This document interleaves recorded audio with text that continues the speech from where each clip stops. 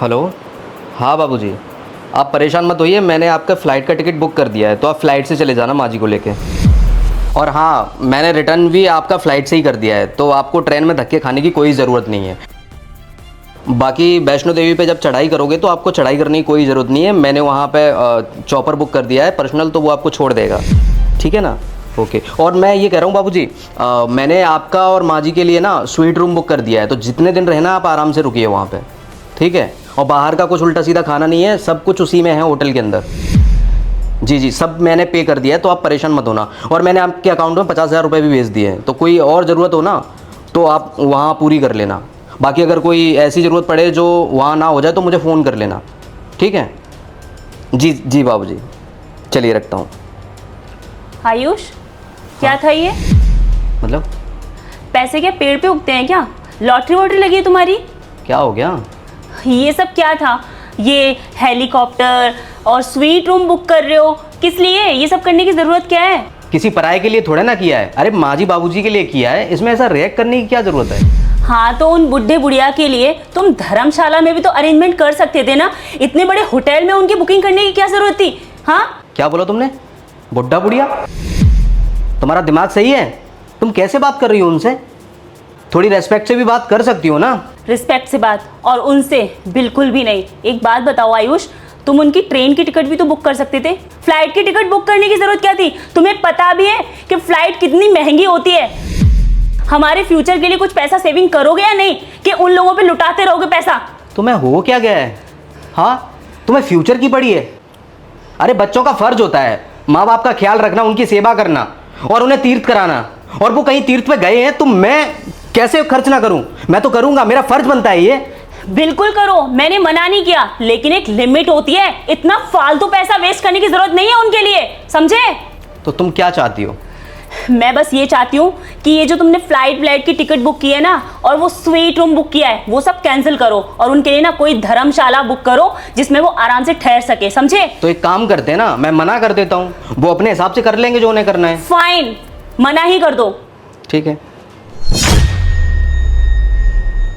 Hello.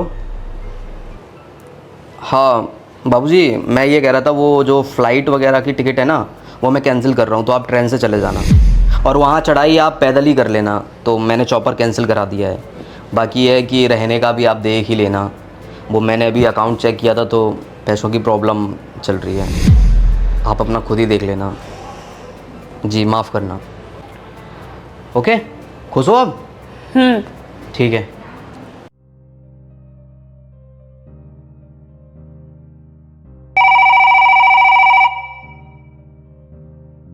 पापा का phone. Hello. Hello बेटा। जी पापा, मैं ठीक हूँ, आप कैसे हो? बस मैं ठीक हूँ बेटा। वो बेटा कोई दामाद जी से तुम्हारी बात हो गई है क्या? नहीं तो क्या हुआ? वो उन्होंने पहले हमारे लिए होटल, फ्लाइट की टिकट्स, स्वीट्स वगैरह आज बुक किए थे और वो अचानक उन्होंने कैंसिल कर दिए, तो मुझे लगा कि शायद तुम्हारी कोई बात हो गई है। क्या? तो वो सब उन्होंने आपके लिए किया था?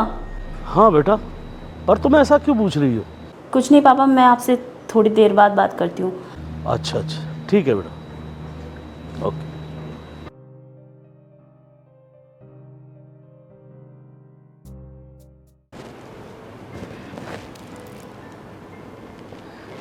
आयुष जी, जी आई एम सॉरी। सॉरी? किस बात के लिए? सब ठीक है ना? हाँ, सब ठीक है। वो मेरे पापा का फ़ोन आया था और उन्होंने बताया कि आपने उनके लिए वैष्णो देवी की टिकट बुक की थी, लेकिन मुझे सुबह लगा कि आपने अपने मम्मी पापा के लिए टिकट बुक की है, इसलिए मुझसे इस तरह का रिएक्ट हो गया सुबह। क्या कहा तुमने? मतलब तुम्हारा कहने का मतलब क्या है? अगर मेरे माँ बाबूजी होते तो तुम वैसा रिएक्शन करती, और तुम्हें पता चला कि वो तुम्हारे पिताजी हैं तो तुमने ऐसा रिएक्ट किया? हाँ, मतलब तुम भेदभाव कर रही हो। मैंने तो कभी भी तुम्हारे परिवार को अलग नहीं समझा, हमेशा अपना मान के चला। और तुम क्या कर रही हो? मुझे नहीं पता था तुम अंदर ही अंदर इतना बुरा सोचते हो मेरी फैमिली के लिए, तभी इस तरह का रिएक्ट कर रहे थे। मुझे लगा कि ऐसा क्या हो गया, आज तक तो कभी कुछ ऐसा किया नहीं। अगर तुम्हें पता होता कि वो तुम्हारे बाबूजी हैं तो तुम कुछ नहीं करती, तुम तो खुश होती, है ना? वाह, औरत का ना शादी के बाद असली घर ये होता है। मैं बेवकूफ़ जो तुम्हारे परिवार को इतना खुश करना चाहता हूँ, उनके लिए भी कुछ करना चाहता हूँ, क्योंकि मुझे लगा वो तुम्हारे माँ बाप हैं तो मेरे साथ रिश्ता जुड़ा है उनका।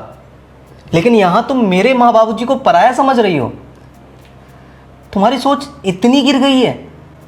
मुझे माफ़ कर दीजिए प्लीज़ प्लीज़। बस मुझे पता चल गया ये माफ़ी तुम किस लिए मांग रही हो। ये माफ़ी इसीलिए मांग रही हो ताकि मैं फिर से उनका टिकट कर दूं और वो चले जाएं। मेरी बात कान खोल के सुन लो, जब तक तुम मेरे परिवार को नहीं अपनाओगी तब तक मैं तुम्हारे परिवार को अपना नहीं समझूंगा। समझ गए ना? और हाँ, अब इस टॉपिक पे ना दोबारा बात मत करना मुझसे। अरे पर आयुष जी, मेरी एक बार बात तो सुनिए। मैं कितनी गलत हूँ। इन्होंने हमेशा मेरे बाबूजी को अपना माना और मैं इनके माँ बाबूजी को अपना मान ही ना सकी। लेकिन अब से मैं अपने सास ससुर को भी अपने माँ बाबूजी की तरह प्यार दूंगी।